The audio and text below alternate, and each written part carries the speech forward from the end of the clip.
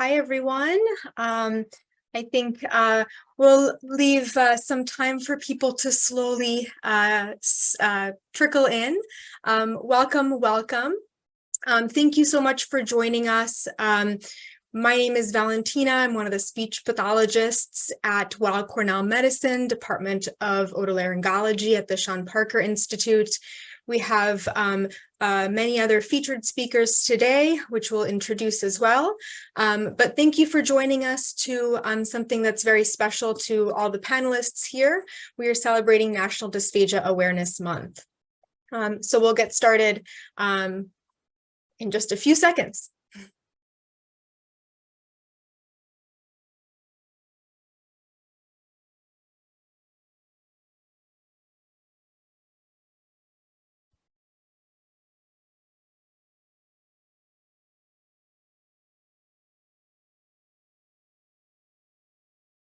All right.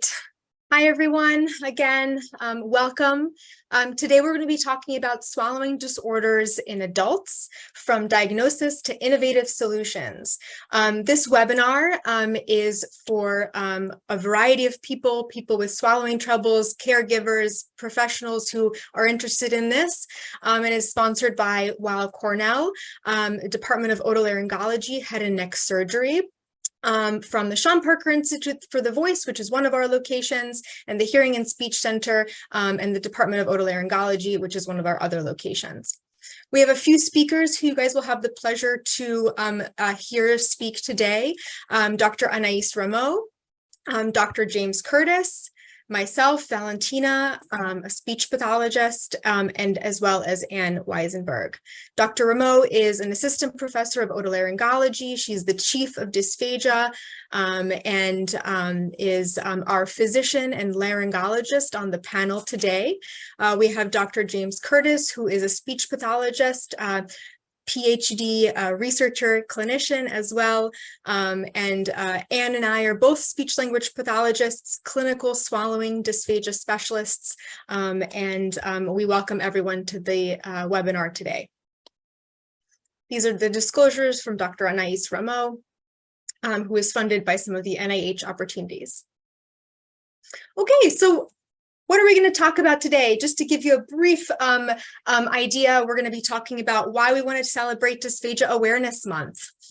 We want to talk about what is normal and abnormal swallowing, and having what does it mean to have a diagnosis of swallowing problems, some current treatments, and then we're going to actually have a special focus. Dr. James Curtis and Anne Weisenberg will be talking about their specialty areas: Anne, head and neck cancer, Dr. Curtis, Parkinson's disease. We also will have a Q&A, a short Q&A at the end of the webinar. Please use the Q&A box to ask questions. Remember that the Q&A is not for personal medical questions, but for general medical questions. We're going to share our clinic information at the end of the webinar as well. So if you'd like to make an appointment or have additional questions for us, we'll provide you with all of that. All right, so we have a few polls here, just to get an idea of where people are from. The first one, please feel free to answer. You can click on your screens. Where are you from? New York City, the New York tri-state area, national, elsewhere somewhere in the US, and international. I see that we have a few international people. Welcome, welcome, as well as a national cohort, and the majority being New York City as well. So this is kind of our poll results here. Welcome, welcome to everyone. All right. Okay, another question here. Which of the following best describes you? So why are you, just to give us an idea, what's intrigued you about coming to this webinar? It gives us an idea as well of why people might be coming.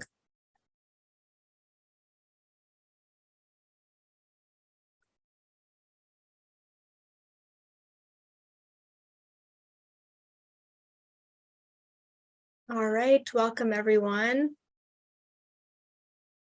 Okay.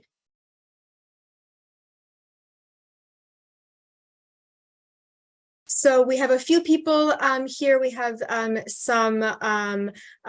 most people with swallowing difficulty, some caregivers, loved ones, people who are just interested in learning, a few speech pathologists as well, some physicians and others. Welcome again. We have just a few more polls. Again, it gives us an idea of why people are here, and we can best direct some of your questions. So why are you attending? Let us know of these three choices, if there's one that fits you best.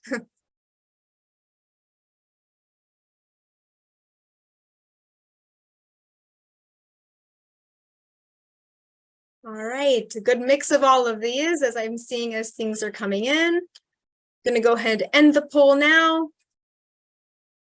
Wonderful. So some people are interested in clinical care for someone else, a loved one, participating in free, healthy, paid research, or learning more about swallowing problems. All right, last poll. This is a short one. Are you 65 and over? Yes or no?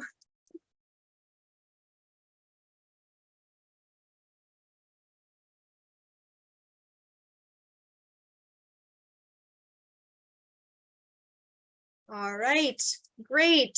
So we have a good mix. We have about 69% of people, 52 of the 75 attending that are over 65, and the rest are under 65. And you'll find out a little bit more about why we are particularly interested in that number.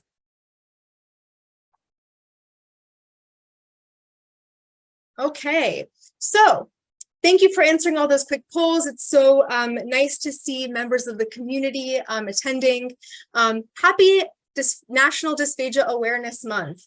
So our society revolves around food and meals. And for people with swallowing difficulty or dysphagia, this can lead to a lot of changes in someone's life, in quality of life and other increasing health risks, which you will learn about during this webinar. So really, we feel like it's important to create awareness of this topic. Some of the foundations that we work with, the National Foundation for Swallowing Disorders, puts out some fun tidbits of information for everyone to know, again, more than anything, to show and create awareness. So did you know adults swallow approximately 600 times a day? That's quite a lot. They talk about awareness of tube feeding, talk about how swallowing problems can impact a patient's hospital stay as well, about how swallowing problems don't only affect the person, but the people who are caring for them. And as well, that swallowing problems can lead to, unfortunately, very dire consequences like death. So again, some things to really start creating some awareness about this. And for you to know, just to give you a good snapshot here, the overall prevalence of swallowing, difficulty swallowing or dysphagia is relatively unknown, but some studies suggest that numbers may be as high as 22 of the population over 50 years of age. And about 10 million Americans are evaluated each year for swallowing difficulties. That's quite a large number for something that is a little less known in our community. So let's go on and talk a little bit more about what is normal and what is abnormal swallowing. We're going to talk a little bit about normal swallowing. So I would like for everyone to kind of participate in this. So go ahead, feel your neck like you're swallowing your saliva. What are you feeling? Are you feeling something that goes up and down when you swallow? It's pretty amazing how we can perform such a complex task with such little thought. We're moving a piece of food from our lips to our throat and to a food pipe, and yet swallowing isn't a reflex. So what is normal swallowing? Well, this is a cartoon image of a side of someone's face and throat, and what we see are the major structures of swallowing. What we see here is the tongue, the windpipe, and the esophagus right behind. So these are all important areas. There's many structures that are involved in swallowing. Let's say you take an apple and you chew that apple and you're enjoying that flavor. It goes down into your food pipe and then follows along, as you see here, through the esophagus, through multiple contractions, all the way into our stomach. On the x-rays here on the right, here's one and here's another. These are actually x-ray pictures that we often perform for people who have swallowing problems. In these tests, people swallow contrast. It comes up as black on the screen, as you can see on the left, and white on the other screens. So what does this moving picture of an X-ray look like? Well, it looks like something like this. Here, someone is starting to swallow, and that black liquid goes from the mouth to the throat and into the esophagus. So this is a normal throat swallow.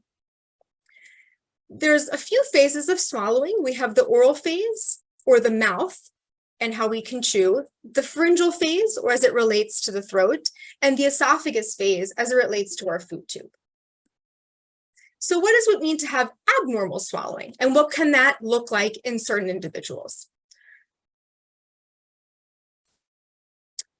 So dysphagia is a symptom that can arise from a variety of causes. It means simply difficulty swallowing. It can range from a variety of things, from neurological to age, to reflux, to head and neck cancer, to other things like spine problems and other anatomical issues. So I'll just briefly mention here that the reason we're interested in knowing more about your age is because we know that swallowing difficulty becomes more common as we get older. In fact, the reasons why you might get swallowing multiply as you get older, and especially if you're 65 and above, we'll see more causes to swallowing dysfunction. And this is important because on the next slide, you'll see that our populations are aging in the West and also in parts of Asia. And so, for instance, in the United States, what was a pyramid of population is really turning into a rectangle. So we're looking at the age pyramid here. On the left, you see one from the 1950s, and on the right, the one that's projected for 2060. And it is really projected that there will be more and more older people and fewer younger people, such that the people who are 65 and above will be a much bigger portion of our populations. And therefore, we expect that swallowing dysfunction is going to become more common in our populations. All right, so what can abnormal swallowing look like? Well, I'm going to play a cartoon video image of what a type of abnormal swallowing can be. You'll see the white liquid goes, instead of going directly into the esophagus, so on the back side, some of it actually goes in the front. This is going down the wrong pipe or your windpipe. This can cause choking, coughing, and a variety of other issues. This can happen from a variety of causes as well. On the right, you'll see that these are X-ray images similar to what we showed before, and where the arrows are pointing are all things that really shouldn't be there after the swallow. Leftover food in these areas can mean leftover food in the throat after swallowing, and some as well in the windpipe or the trachea. On the right image, there is an image of an esophagus. The esophagus looks like a corkscrew shape, and that can be one of the abnormalities we can see that happens in the esophagus. So what can arise? What are some complications of swallowing dysfunction? Well, there can be some breathing problems, pneumonia. People can suffer from weight loss, malnutrition, dehydration, weakness, muscle loss, choking, and this can all lead to hospitalizations. Sometimes for things like malnutrition, there's a picture here on the right that shows a picture of a feeding tube. At times, certain people do need that to help supplement what they are not able to eat or to drink. These are a lot of complications that can arise. One of them, as we talked about, is the Heimlich maneuver. So why do we show this image? Well, it's really important that we all know to do the Heimlich maneuver, not only for ourselves, for our loved ones, for everyone in the community. What you want to do, as you can see in the left, is make a fist and place it right above your belly button, thumb side in. Grab your fist with your other hand and push it inward and upward at the same time. And you're going to do 5 of these abdominal thrusts until the patient or the person can actually spit out the object. On the right side, you'll see an image of how to do it on yourself. Perhaps you might be at home and something happens. You want to find a hard surface like the back of the chair and do those same motions in this manner. We say this not to scare you, but because we find that everyone can learn and everyone can help one another. So this is really important information to share with everyone. So some other complications of swallowing dysfunction: changes to quality of life. It can be a silent disease. You might not see someone on the outside looking like they have swallowing difficulties, but on the inside, they might be depressed, have low self-esteem. Maybe they have less enjoyment of taste of food. So there can certainly be a social implication to this. One new area that our field is really interested in learning about is how this can affect someone's caregivers or loved ones, because they're preparing their meals, they're helping feed someone, they're keeping mouths clean, making sure that it looks nice, and constant monitoring for choking. So these can all be constant complications of swallowing, or you can suffer from one or the other. So we're going to talk about next the diagnosis of swallowing dysfunction, and I'm going to pass it over to Dr. Rameau. So there are many people within the healthcare team who are involved in the evaluation of swallowing.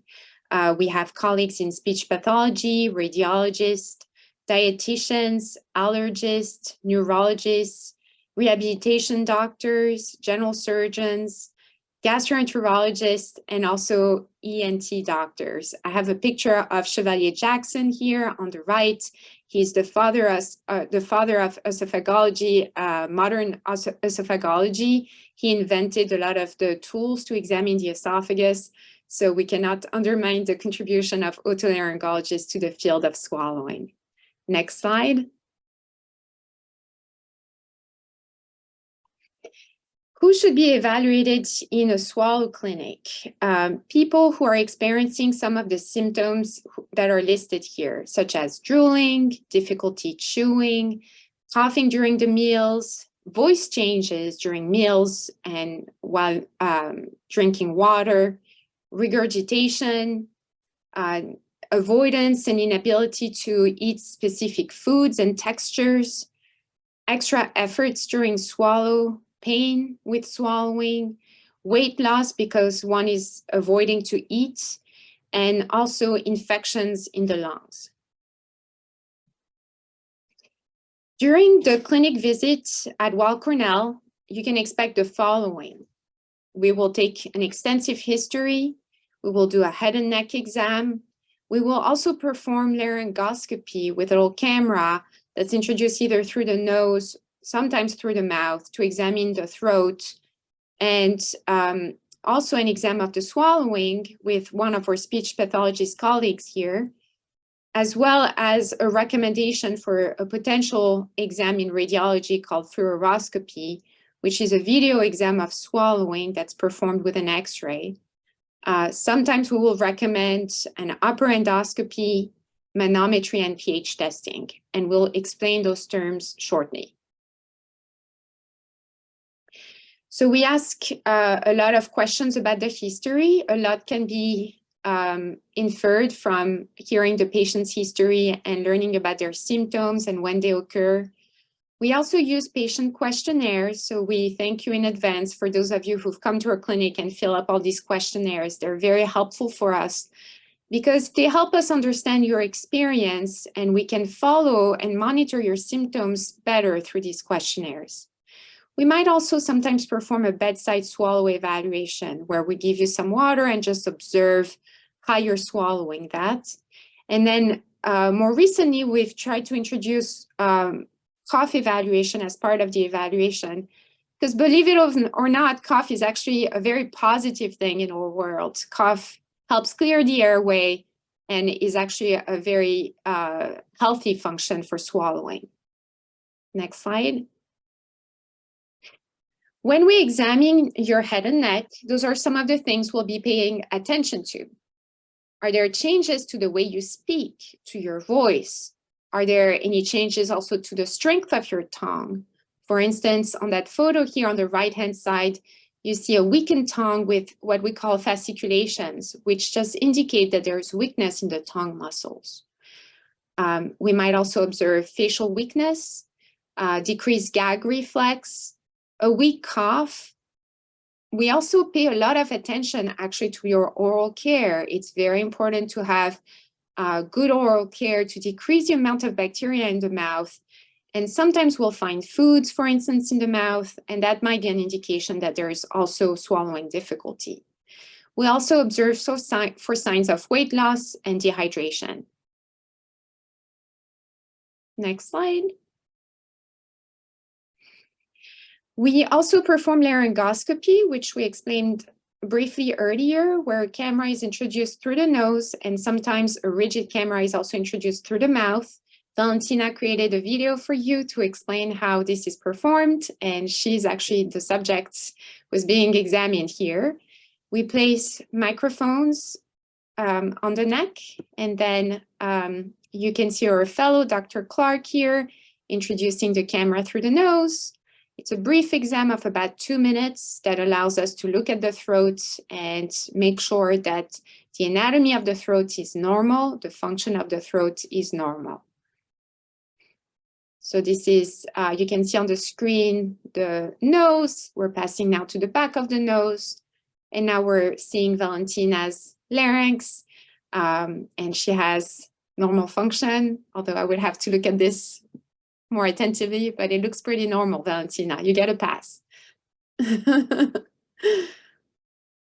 We use some local anesthesia in the nose to perform this exam. Thank you so much for this video, Valentina. And so with this next one here, as it starts playing, Dr. Clark, our fellow, will be giving a little bit to drink, and we can actually perform a swallowing exam with the camera in place and get a really good start of an assessment of someone's swallowing.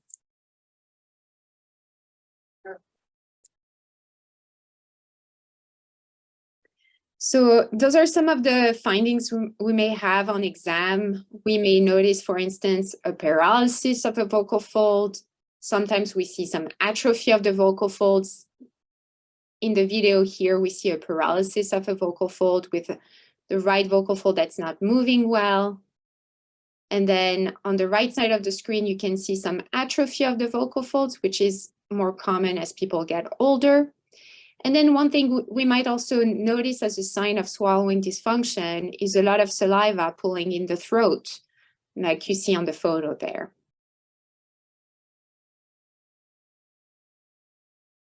So one of the exams that the speech pathologist or Dr. Rameau may also perform is called a flexible endoscopic evaluation of swallowing. It's quite a mouthful, but what it is we can evaluate your swallowing like you saw in the video below. We can use various food textures, different colors to really get a good idea of what the swallowing might look like.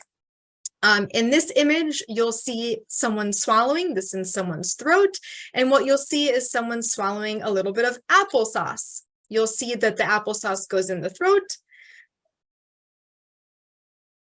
and the person swallows it. So that's an example of one of the tests that we can perform.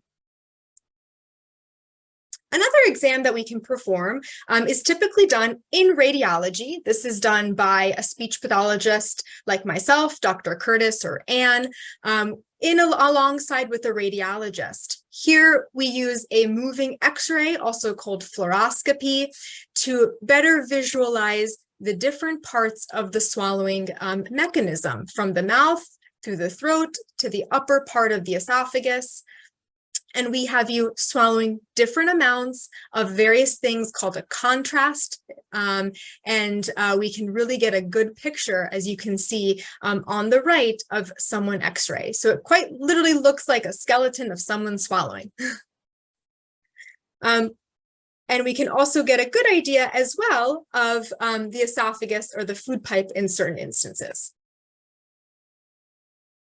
So those are more images from fluoroscopy, more focused on the esophagus on the left-hand side. And basically during an esophagram, things that we pay attention to are the structures from in the esophagus. We make sure that you don't have findings like the patient who is undergoing the esophagram now, who has a diverticulum, a hiatal hernia, a Schatzky ring. Those are all mechanical findings or findings in the esophagram that can indicate a mechanical problem. When we see those type of findings, we may recommend some further testing, such as manometry. Manometry is a pressure probe that's inserted through the nose that allows us to look at how well the esophagus contracts from the top of the esophagus to the bottom of the esophagus. We also offer more novel manometry called pharyngeal manometry, and Valentina and Dr. Curtis may perform these tests. And this test allows us to look at the pressures within the throat and see whether there are specific weaknesses that may be addressed either with rehabilitation and sometimes with some procedural interventions. We may also sometimes recommend a pH test that allows us to quantify how much reflux people have and also allow us to see whether some of the symptoms they have, such as cough, throat clearing, may be associated with reflux events. We also pay a lot of attention to the esophageal health, so how healthy your esophagus is. And one of the best ways to evaluate that is to look directly with a camera. It's called esophagoscopy. Most commonly, this is performed by a gastroenterologist. For some people who are not safe to undergo esophagoscopy under sedation, we offer that in the clinic with a camera that's passed through the nose. So those two approaches allow us to look at the lining of the esophagus and to make sure that that lining is healthy, that there is no damage from reflux, that there's no infection, and it also allows us to take biopsies.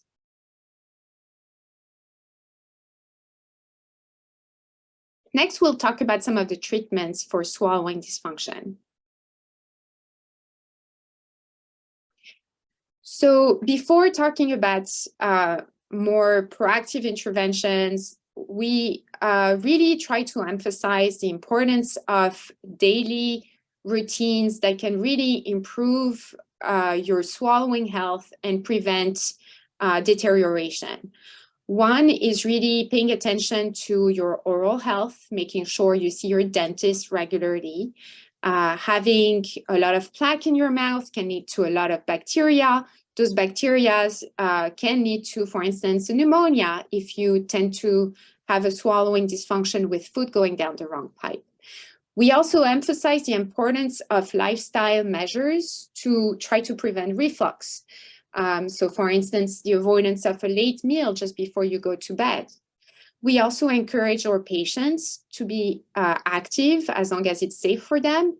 Walking, exerting yourself, keeping your muscle weight is very important for overall health, but also for swallowing health.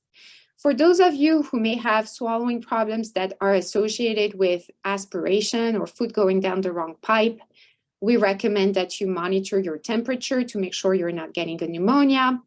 And we also want to make sure that you're not losing weight. So we ask you to take your weight at least once a week.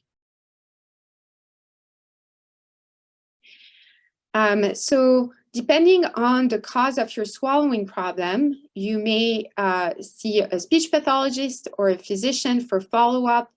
The physician is the one who's going to see you on the first visit with the speech pathologist, and they will help decide on the next step for your swallowing rehabilitation, be it referral to speech pathology, more evaluation in radiology, like we talked about. Sometimes there are pharmaceutical interventions and sometimes surgical interventions. The speech pathologist will really focus on diet modification with an emphasis on texture, and also on interventions during meals behavioral interventions that can prevent swallowing difficulty or help accommodate them. And then finally, the speech pathologist may recommend some swallow exercises that can help you maintain your swallowing function and improve it. Okay, so from a speech pathology standpoint, as Dr. Amo had said, there's a few things. We can talk about some modifications of foods and textures. For example, some people may have a lot of difficulty swallowing and may need to blend their foods. Did you know that pureed foods also come in molds now to make it look a little bit more like a typical meal?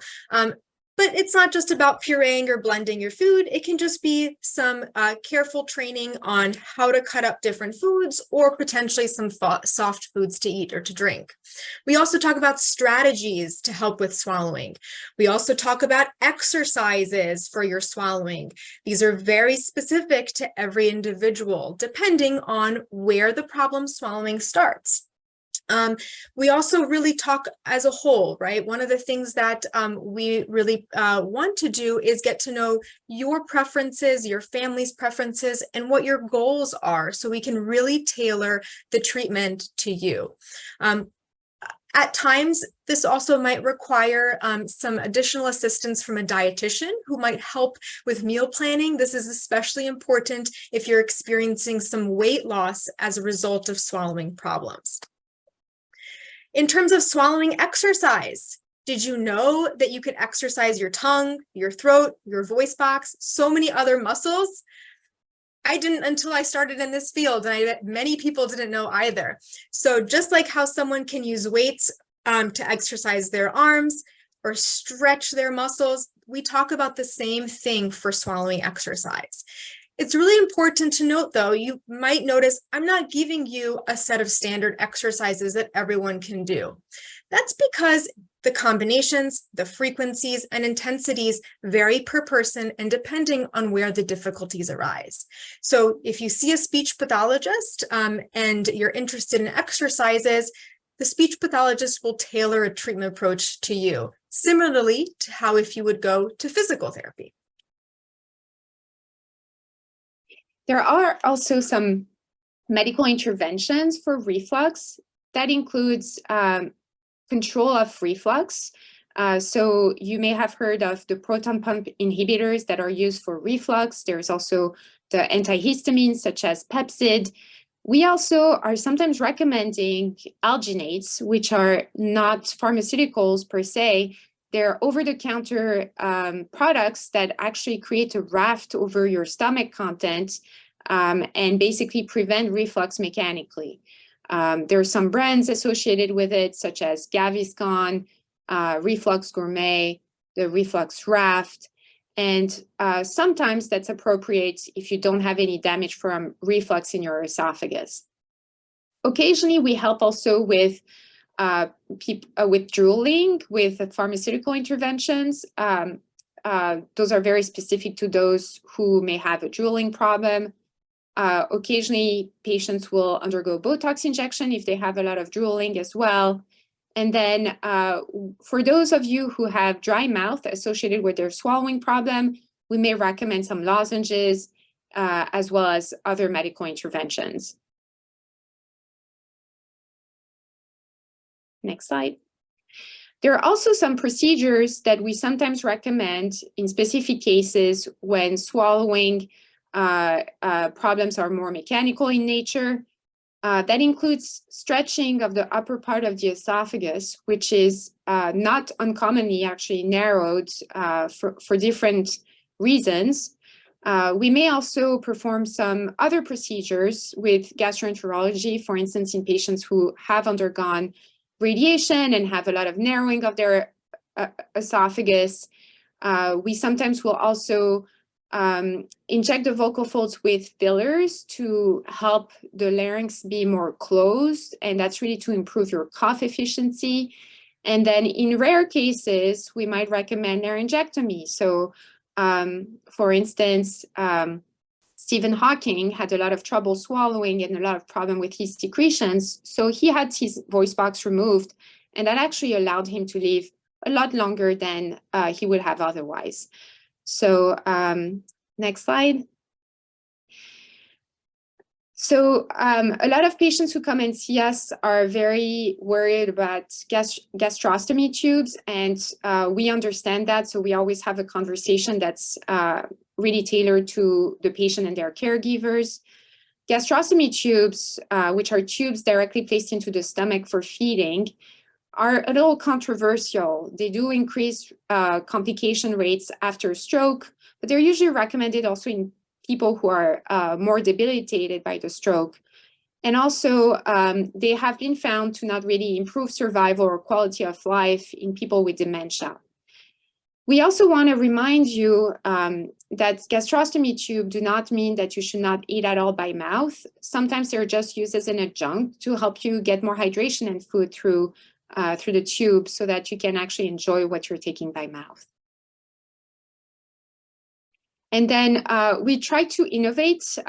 There's a lot of research ongoing. Dr. Curtis was recruited in the past year, and he spends a lot of his time doing research. And I also spend a lot of my time doing research along with the team. And so with that, we really try to include new innovations in our practice, those innovations that are actually evidence-based and are safe for our patients, the ones that we understand a little bit better. So one of our innovations is actually seeing patients in a multidisciplinary fashion. So we always see patients with both the doctor and the speech pathologist. And with that, we can provide a lot of recommendation in just one session. We do also a lot of office procedures to avoid going to the operating room when possible. And then one of the unique features of our program is that we do pharyngeal manometry. And as far as we know, we're the only program in New York City and the tri-state area that's performing that. So that's another tool for us to really tailor the rehabilitation to your specific situation. And we'll briefly go over that, but we do a lot of research looking, for instance, at oral function using digital tools.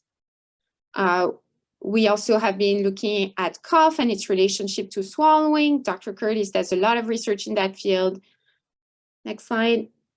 We also look at voice, and actually voice might be a biomarker of swallowing dysfunction. And we've actually partnered with the bioacoustics team at Cornell Ithaca to study this because they use sounds a lot to monitor things in nature. And so we're trying to apply those concepts with our patients.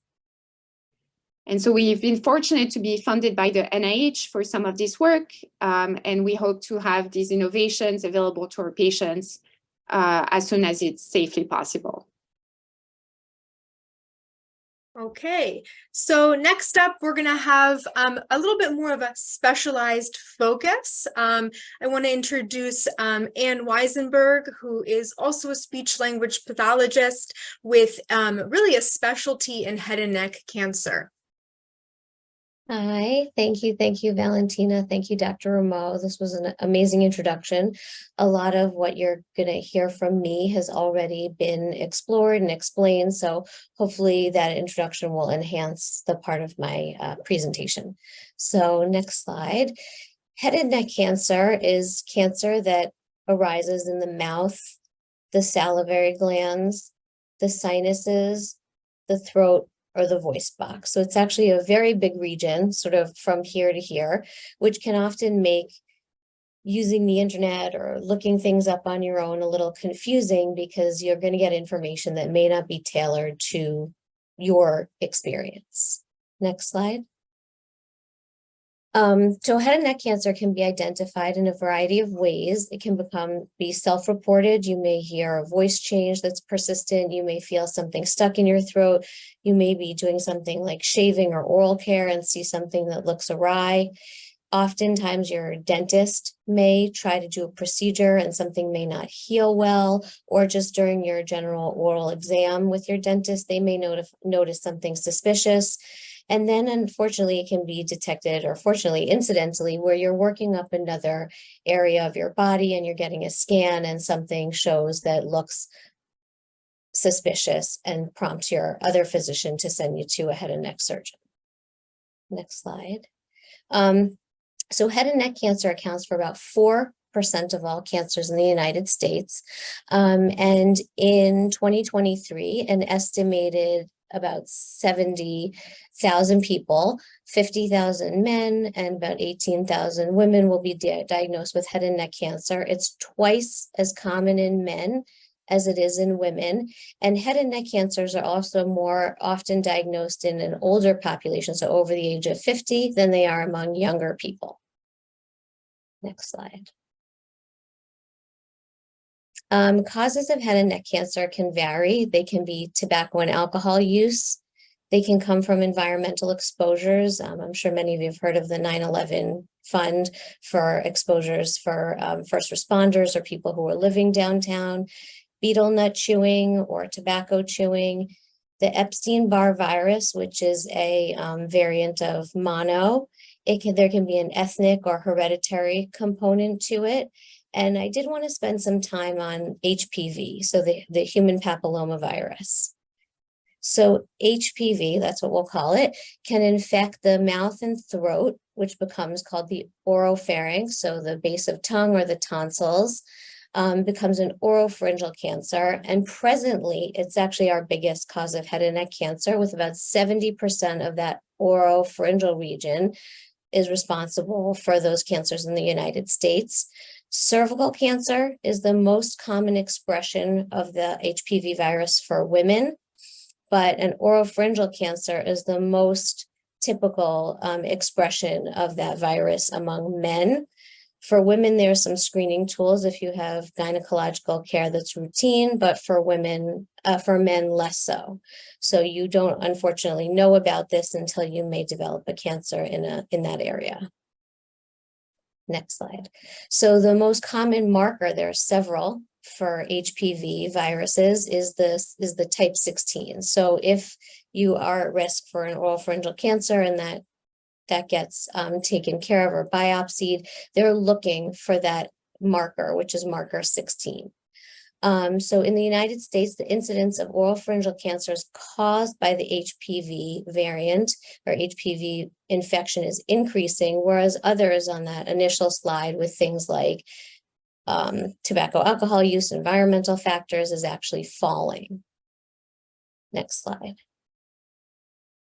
So I took a moment, just because this is an educational forum, that there really is an aspect for prevention now, which is the Gardasil virus, the vaccine rather. The Gardasil vaccine can be given to individuals between 9 and 45 years of age.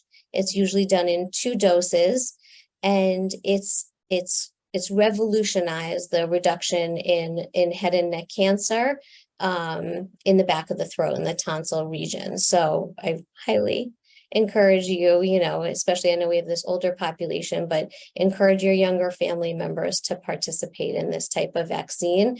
It can really go a long way. So head and neck cancer is treated surgically with radiation therapy, sometimes with radiation therapy and chemotherapy or any combination of these.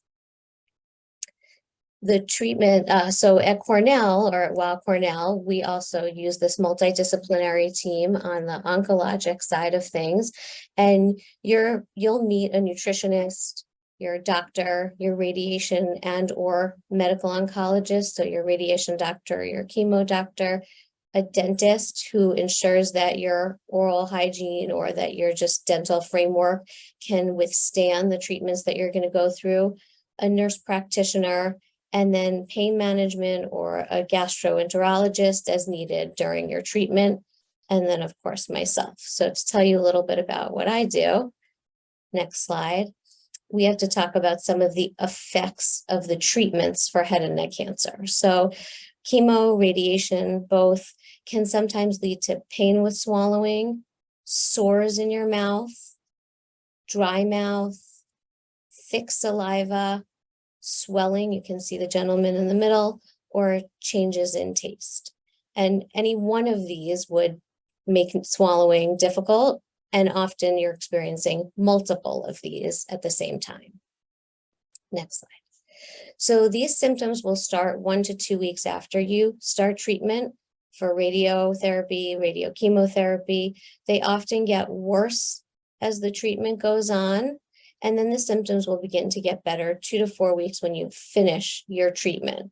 But unfortunately, these treatments can also leave some permanent damage or scarring, and then your swallow performance will sort of be dependent on the area that was treated and the area that remains challenging to use. Next slide. So the swallow speech pathologist's role, it's been very common to adopt a prehabilitation model in this area. We know that the treatments for head and neck cancer will negatively impact your swallowing. I often tell my patients, I can tell you what to expect, I just can't tell you how intensely to expect it. So as Valentina and Dr. Rameau said, we want to have an individualized treatment. So we may do a modified barium swallow you saw, or a FEES, so that if you're potentially had a surgery prior to receiving additional therapy, we may need to modify your diet at that point. We also counsel patients so that they know what to expect, just as I said, during treatment, and also know what might be an outlying symptom. And then we want to teach exercises that minimize some of the side effects of radiation, which is particularly scarring. And then educate patients in what they can do to help themselves along the way, so that not everything feels like it's outsourced to their physician, and having a little bit of control during. Next slide, please.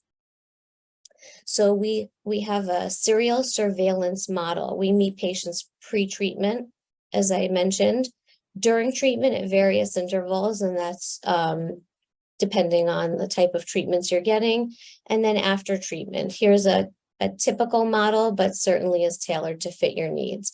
At 1 month after radiation or chemoradiation, 3 months, 6 months, a year, and then anything in between, because we know that individualized care is the best care.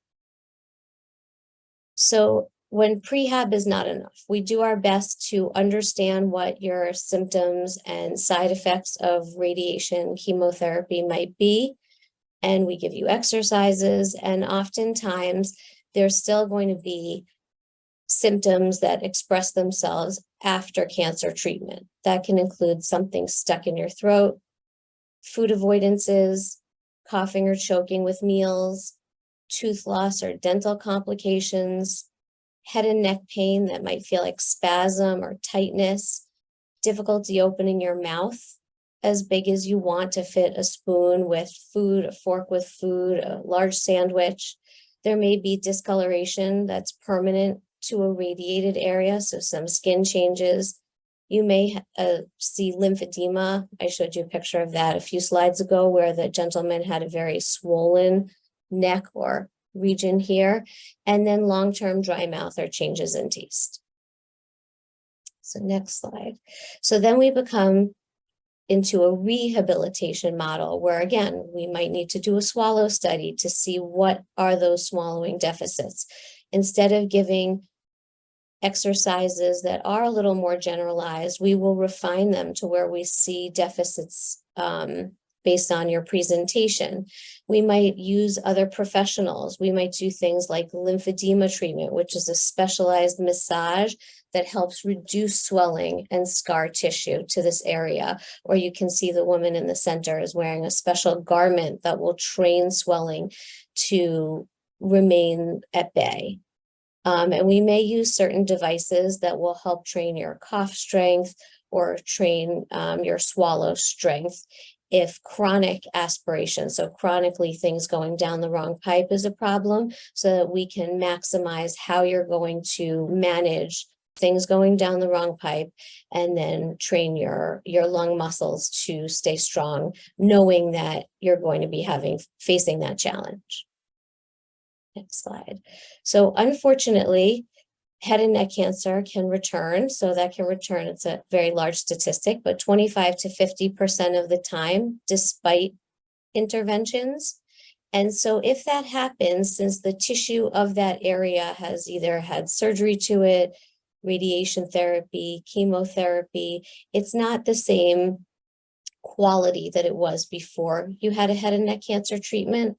So sometimes you'll need what's called a laryngectomy or a salvage laryngectomy, where an operation is done by a surgeon to remove some or all of the voice box, the surrounding structures if they're also not healthy, and not that they even have cancer, but that they may just not function well for you.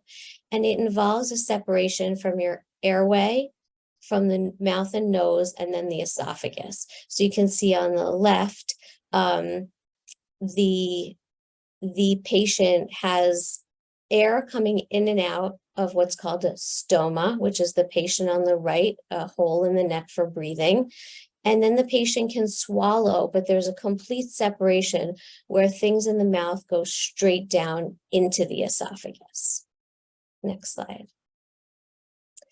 In these cases, you lose your ability to voice.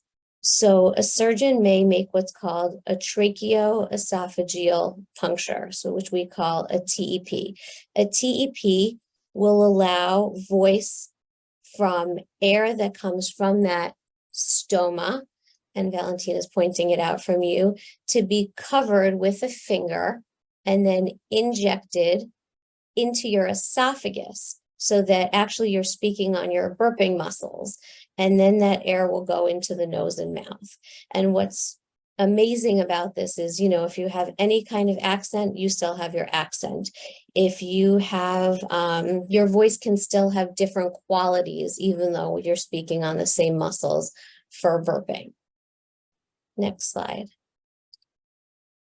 So even though you may not have things go down the wrong pipe, and your risk of aspiration, as you saw during that swallow study that Valentina showed with the white liquid, your swallowing still needs to be monitored. Your swallowing area was negatively impacted by the chemo, the radiation, the treatment, the surgery. And so you actually can aspirate, which is when that voice prosthesis doesn't work well, so it needs frequent monitoring and changing. But so do we need attention just to the muscles of swallowing in the esophagus. Next slide. So, you may not be aspirating, but you still may not be thriving. You may be reporting that swallowing is difficult. You may notice things that food is sticking. You need a lot of effort to swallow. Food comes up and from the nose and mouth, even though you've attempted to swallow it. It takes you a very long time to eat. You need to drink a lot with meals. You may be someone who has that laryngectomy, TEP, where I'm already clued into needing to surveillance your speaking valve, but you need that changed much more frequently than other patients. Or you're exhibiting, as I said, you're speaking on a burp, but that quality is not robust. It becomes very strained or effortful. Next slide. So we're going to obviously maximize your voice and your swallowing, and you reduce your risk of things going down the wrong pipe by managing a voice prosthesis. But we may need to also evaluate the esophagus, your new throat, that new anatomy, and how they interface to maximize your speech and swallow functions. So again, we'll go to a swallow exam, this time just X-ray. We'll refine exercises or look for exercises that may improve your speech and swallowing. We may teach patients to open their esophagus on their own. So Dr. Rameau showed you that there's surgical procedures with a physician called dilation, when your esophagus may be too narrow or too tight. But in a laryngectomized population, we can actually teach you to do that dilation on your own, which reduces the risk of anesthesia. If someone needs that procedure more regularly than a surgeon or can do or is safe for a patient, look, even closing down in a matter of weeks, we can teach that. We can also recommend specific textures, as Valentina mentioned, but also ingredient modifications. So sometimes if you're taking in too much sugar, too much yeast, things like that, we may need to actually tailor the nuts and bolts of your diet. I think we skipped one slide. Oh, sorry about that. Let's see. Okay. Sorry, and we're Over time. we So have go to ahead. move on because we have 30 minutes left, and we have Yep. A little time for questions. So Dr. Curtis is going to speak next. Great. So introducing Dr. James Curtis, who is also a speech pathologist, PhD, researcher, clinician who joined our team last year, and he's going to be focusing on Parkinson's disease. Right. All right. Hello, everybody. Thank you for the invitation to speak on Parkinson's disease and atypical Parkinsonism. All right, so what is Parkinson's disease? For those of you less familiar with this, Parkinson's disease is a pretty prevalent, one of the more common neurologic diseases that affects about 1 in every 100 adults over the age of 65 years within the United States. When we think about Parkinson's disease, it's classically defined as a movement disorder. So a disorder that kind of affects our arms and our legs and our hands. So some of the symptoms that we might feel include kind of rhythmic movement, what we call tremor. Maybe we're feeling some stiffness of our muscles. Maybe there's some postural instability, some kind of falls risks. And I think when oftentimes we're thinking about Parkinson's disease, we think of it as just affecting our limbs, our hands, our legs, our arms, but it also affects our torso, our head, our neck, and these muscles are really important for breathing, for coughing, and for swallowing. And while we typically think of Parkinson's as just a movement disorder, it affects a lot more than just movement. It affects emotions, it affects cognition, it can affect sleep, it can affect our autonomic function, smell, taste. So it really kind of has wide-reaching effects on sensory and motor function for people living with this disease. Now, when we think about atypical Parkinsonism, this is a group of similar, though pathologically different diseases. These include progressive supranuclear palsy, multiple systems atrophy, and cortical basal degeneration.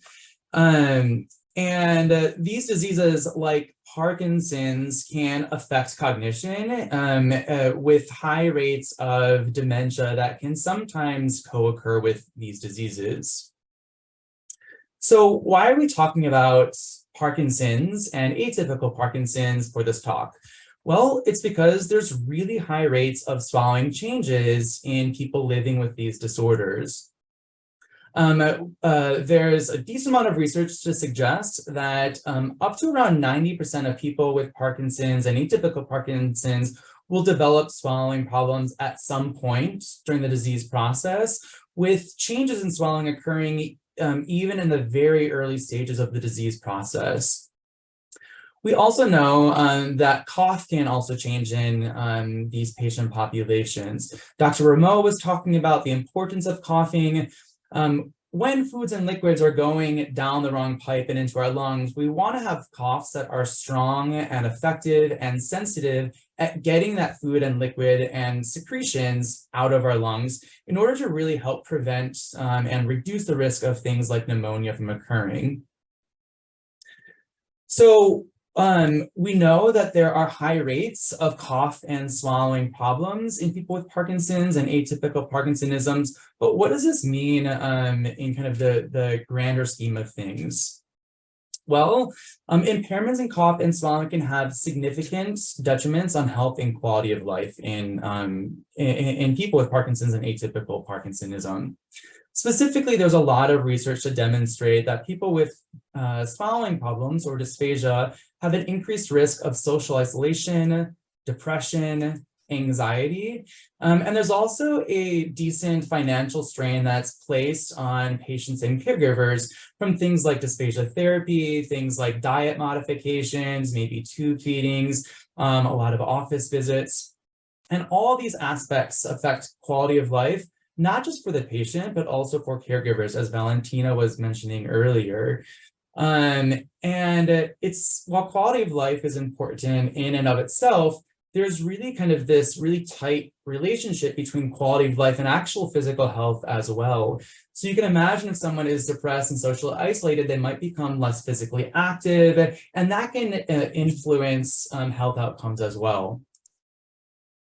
So when we think about some of the health outcomes, we know that it appears between 15 to 57% of people with Parkinson's and atypical Parkinsonism are at risk of being malnourished, so losing lots of weight. There's also high rates of dehydration and related complications. And in people with atypical Parkinsonism, this is a significant contributing factor to mortality. And pneumonia is kind of a big heavy hitter. So these are upper respiratory infections, lung infections that can develop for many different reasons, not just related to swallowing problems, but certainly swallowing is a significant risk factor for developing pneumonia. We know that pneumonia is one of the leading causes of death in people with Parkinson's and atypical Parkinson's, accounting for somewhere between 20 to 70%. It's a pretty big range, and this varies a lot by the research. And again, it's not just because someone has a swallowing problem that they develop pneumonia that could lead to death. It can be for a lot of different reasons, but certainly swallowing can be one contributing factor, which is why it's really important to get this assessed and potentially treated. So when might you consider getting evaluated if you have a diagnosis of Parkinson's or atypical Parkinsonism? Ideally, getting evaluated should occur within the first 2 to 4 years after diagnosis. Certainly by around the 4-year mark, you should be receiving a baseline evaluation. But because we know from a lot of research that swallowing changes can occur shortly after diagnosis, even if it's not being perceived, it's pretty important to kind of get it on your radar early on. So even if you feel like your swallowing is normal, it is not uncommon for us to still be seeing swallowing changes when we do the camera study or the video x-rays that you previously have seen. While we can see swallowing problems, even when it feels like it's normal, certainly if you're feeling swallowing changes, that is definitely a good time to be getting your swallowing assessed by a professional. And if you're experiencing some of those medical changes that Dr. Rameau mentioned, including weight loss, dehydration, or upper respiratory infections, because this can oftentimes be related to swallowing problems, it's important to get your swallowing assessed if you haven't previously. Dr. Rameau mentioned kind of the swallowing team, all kind of the different players that are involved in getting your swallowing assessed and kind of worked up comprehensively. Two that I would like to further highlight include, of course, speech pathologists. Speech pathology is a pretty broad field, and we can have people who would specialize in articulation, working in schools.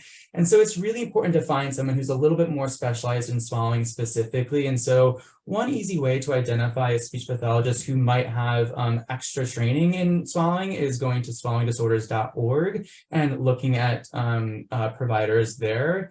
And then also identifying ENT with specialized training and interest in swallowing disorders as well. So a laryngologist is someone like Dr. Rameau who has additional training above and beyond otolaryngology training. So why should you get your swallowing assessed?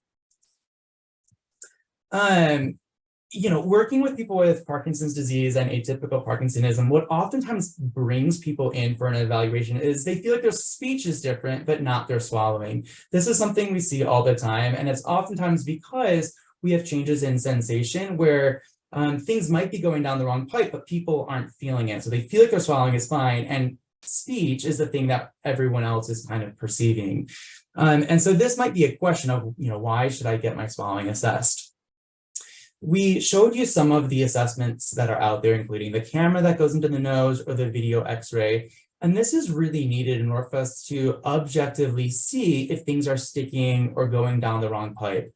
Without visualizing that, it's really just a best guess, which we know from a lot of research is not necessarily the most accurate. And so we really do need to rely on this, on visualizing or looking at the throat to see if things are sticking or going down the wrong pipe. Getting your swallowing assessed would also provide an opportunity for the healthcare team to work with you and educate you on how your swallow currently is, and help to plan for the future in terms of your swallowing related care. Getting your swallowing assessed early on will also allow for opportunities to start being proactive about your swallowing. So we can expect the swallow to kind of slowly decline over time, and the earlier we can intervene, the better. It's going to give us a little bit of a boost and help to maybe slow the progression. So we don't ever really expect to fix the swallow 100%, but we really want to try to give you the most bang for your buck by giving you that boost and slowing the decline. And as Valentina was mentioning earlier, doing these assessments really allows us to develop a patient-specific plan in terms of exercises and different strategies that work for you. There's no one size fits all, unfortunately. There's not one exercise that works for everybody. There's no tips or tricks that necessarily work for everybody, except for good oral care that works for everybody. But other than that, there's not one thing that works for everybody. And so getting these assessments allows us to really make a very nice tailored treatment plan for you. So, what is the role of exercise and treatments for people with Parkinson's and atypical Parkinsonism? The good news is that first and foremost, there's a relatively large body of literature that have demonstrated through large studies that exercises do seem to be beneficial. They do seem to have a positive impact on function and health. And so getting you started on exercises is pretty important. To give you an idea of what some of those exercises might look like, some of you might have heard of LSVT, the Lisa Barton voice treatment. This is actually a speech treatment, but there's emerging research to demonstrate that going through this treatment can have a positive impact on both cough and swallow function. So that's really nice. It's kind of killing two birds with one stone. Another popular treatment that's been studied a lot in people with Parkinson's and atypical Parkinsonism is what we call expiratory muscle strength training. So this is a therapy where people blow forcefully through a device. And by doing that, we're working on our breathing muscles, which are important for both cough and swallow function. And again, there's a lot of literature to support this, specifically in people with Parkinson's and atypical Parkinsonism, can really help improve cough and swallow function. Another type of exercise that we might kind of sit you down and work with is cough skill training. So training you to do a cough in a way that's really effective at trying to clear stuff from the lungs. Another type of kind of more novel therapy might be using electromyography, which are stickers that go on the neck, and they allow us to see kind of how strong your muscles are working as you swallow. And so you can see a patient here kind of looking at their swallow on this computer screen and seeing their swallow move in different ways. And by doing this, they're kind of working on their skill and their coordination with making it relatively strong and coordinated. Another therapy, this is a therapy that we've been studying here a decent amount, is respiratory swallow training. So this is a kind of a more novel therapy that's really emerging as a pretty efficacious approach to swallowing rehabilitation in people with Parkinson's. This is a therapy where we work on coordinating breathing with swallowing.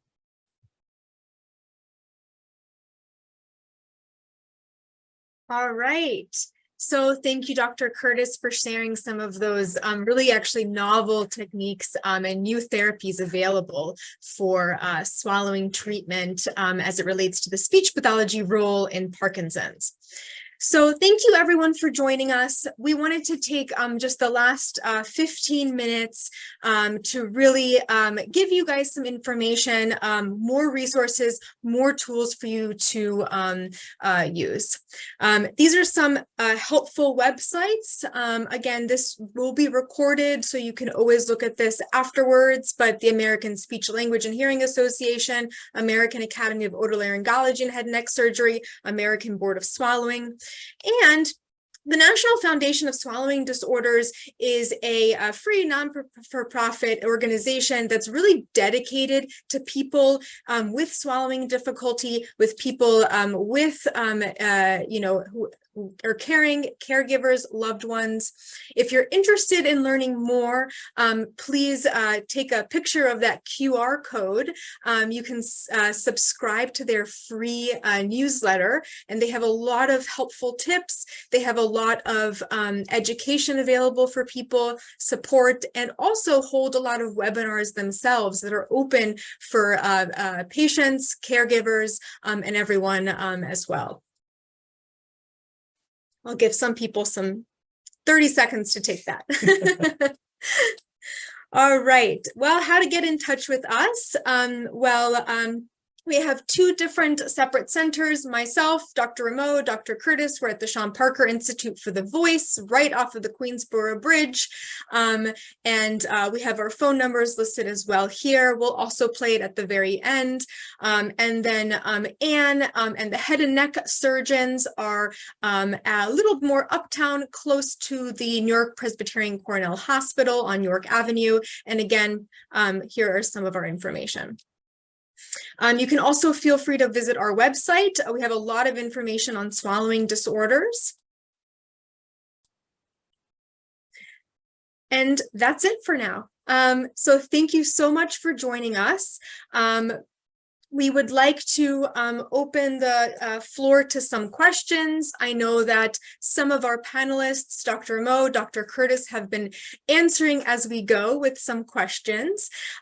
We also have some of the contact information as well here, so you can write that down as well. All right, so we have some time. If you would like to ask any other lingering questions, please feel free to do so. And we had one question, actually, while some questions are rolling in, that I can share, that one person had asked if all of our exams, as it relates to the nose exams that we showed the images and the video of myself undergoing it, if they're all performed with local anesthesia. And yes, these exams involve the passing of small cameras through the nose. These are typically performed with just topical nasal anesthesia at our institution. We also had a question about cricopharyngeal muscle dysfunction, which is basically thickening of the upper sphincter of the esophagus, and whether that is common. We do see it a lot in our swallow clinics. So it is a common presentation in different types of swallowing dysfunction, for instance, in myositis, but also we see it a lot in patients with reflux as a result of long-term reflux. We also see it as a result of aging, and also in patients with head and neck cancer. So the cricopharyngeal muscle dysfunction is something that we commonly treat. There are different ways of treating it, endoscopic dilations. Sometimes we do endoscopic myotomies where we cut the muscle with a laser. There is also the option to cut the muscle through a neck procedure where we make a neck incision to access the muscle and cut it. That's needed in some conditions where that muscle becomes very tight and obstructive and prevents normal swallowing. Yes, thank you, Dr. Rameau. That's exactly, that's perfect. Thank you for asking these questions as well. Let's see here. We have some questions rolling in. So we have a question actually for Anne. Can you comment on whether taste might come back after radiation therapy for head and neck cancer? So taste is certainly one of the things that's affected in head and neck cancer. And the answer is yes. Some people do notice that there's a change, but most people notice that it improves tremendously, and it tends to improve over a long time. So some of the symptoms I mentioned improve very quickly once your treatment is over, and taste and dry mouth are the two symptoms that take the longest to improve and can take several months after stopping treatment. Hope that helps. And then we have a question related to alcohol and its impact on swallowing. So it really depends on the amount of alcohol and how chronically it is used. Certainly alcohol is toxic to the lining of the mouth, the throat, and the esophagus.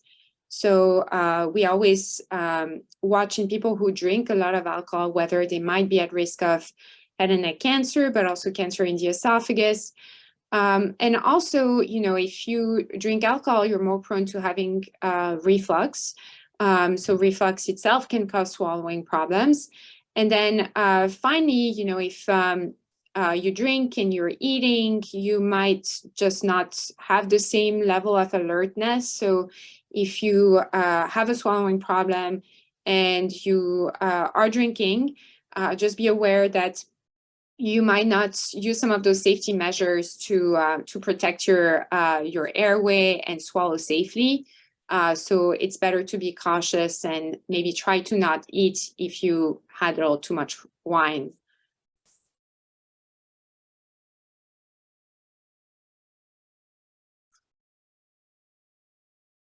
All right.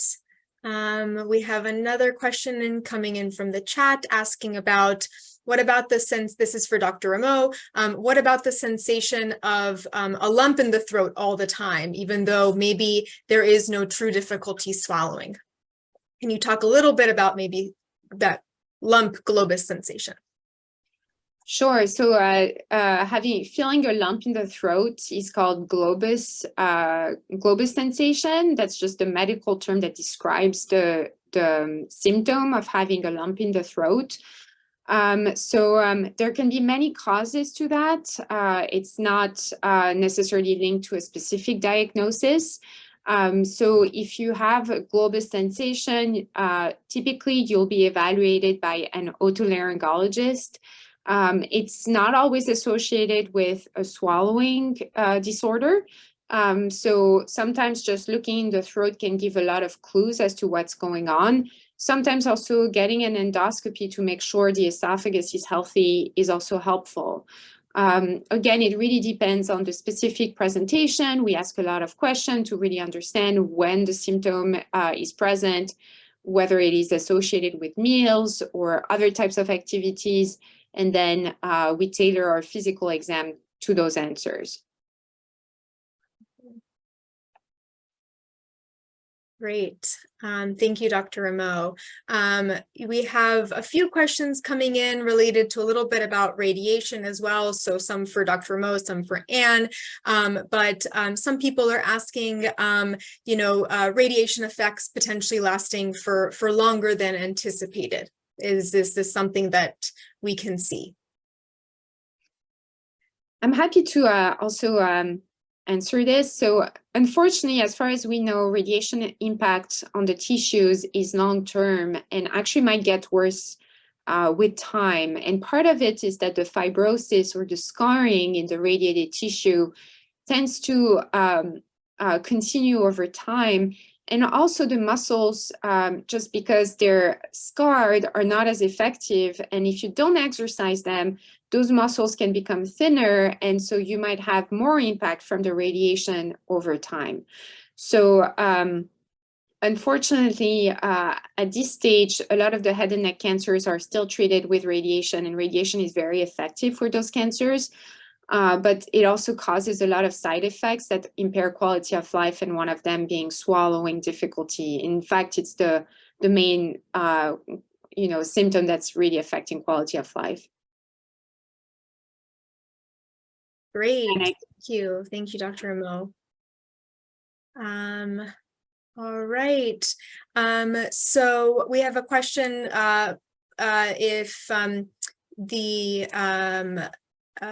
if there's a criteria for G-tube placements, especially as it relates to head and neck cancer, and is there specific criteria that people have to meet for G-tubes? I can also answer this question. So in the past, some people were recommending G-tubes ahead of treatment for head and neck cancer. And what was noticed was that actually those people who had the G-tube placed as a preventative measure actually overall did worse with their swallowing function because they relied too much on the feeding tube and didn't really do all the work with, for instance, Anne in rehabilitating their swallow. So it is no longer recommended to do a preventative G-tube for patients undergoing head and neck cancer treatment. But, for those people who are not able to maintain their nutrition, they're losing weight, they're at risk of getting dehydrated because they're not drinking enough water, those patients with head and neck cancer may benefit to having a G-tube, at least temporarily, until they can do more rehabilitation of their swallowing and no longer rely on the G-tube for nutrition and hydration. And to echo what Dr. Rameau said, and she said earlier in the talk, which is that, having a feeding tube is not an all or nothing experience, no matter why you get one. In head and neck cancer can be often used as a supplement, and swallowing is very encouraged. Becomes very hard to wean off one if you're not doing both at the same time. So it becomes a supplemental way to help you feel better, hydrate better, have the nutrition you need to get to the appointments you may need, but swallowing is often, unless it's really deemed unsafe, as a supplement to the feeding tube. Great. Thank you so much, Anne and Dr. Rameau. We have another question here. I think I'm going to give this to Dr. Curtis to answer. So what is physiologically causing difficulty swallowing after a stroke that weakens muscles on one side of the body? Is it the weakness on one side of the neck? Is it the weakness in the esophagus, or a combination of both? Love the thinking. Great question. Really appreciate it. So swallowing, we think of it as a pretty simple reflex, but the food and liquid, there's a lot that actually has to happen so that it doesn't stick or go down the wrong pipe. We've got, over 25 different muscles. We've got a variety of different nerves that have to fire in a fast and efficient way. And so when someone has a stroke and, one side of their neck is out, it's going to really impact the coordination behind the swallow and the amount of force that we can kind of generate. So things are much more likely to stick or go down the wrong pipe. Depending on the part of the brain that's affected by the stroke and the specific muscles, the actual physiologic cause is going to vary. So it could be that part of the throat isn't squeezing. It could be part of the lower throat isn't opening up as much. It could be part of the voice box isn't closing as far as it should or when it should. So it really can vary from person to person, which is why evaluations are recommended. But all that to say that swallowing, while we think of it as a really simple thing, or maybe we don't even think about it as all, is actually pretty complex, and there's a lot of moving parts. And so, yeah, if half of those moving parts aren't working, it could be because of the throat. If the esophagus is not working, that can impact the throat as well. And so there's lots of relationships going on, and there's not a simple answer. There we go. There we go. Thank you. Thank you so much. Just looking through some of these others to see if there's any other questions that we can answer here. All right. So thank you so much, everyone. I'll leave another second or two. I just wanted to let you guys know, again, we're all a team here at Weill Cornell. We're all in the Department of Otolaryngology and Head and Neck Surgery. The two locations that are listed here, the Hearing and Speech Center, Anne is located at that one on York Avenue, along with our head and neck surgeons, as well as some of the radiation team at the Sean Parker Institute for the Voice. We also see people with swallowing, and Dr. Rameau is located there, as well as Dr. Curtis and myself. But we all really kind of work as a team to collaborate and evaluate swallowing problems. So I see other questions here. We're trying to answer some of them directly through the Q&A, but I see there's a question here about feeling unsteady and being scheduled for an esophagram. I would probably call the radiologist and mention that you may need to cancel your appointment if you're not feeling well. And then there was a question about having a heart attack and whether that might affect swallowing. It really depends. It also depends on whether you need intubation after that happens, if you have a prolonged hospital stay, or if you need any surgery to restore blood flow in your heart. Sometimes, thoracic surgery can actually impact the nerves to the vocal cords and can impact swallowing function as a result. And prolonged intubation, prolonged hospital stay is also associated with swallowing dysfunction.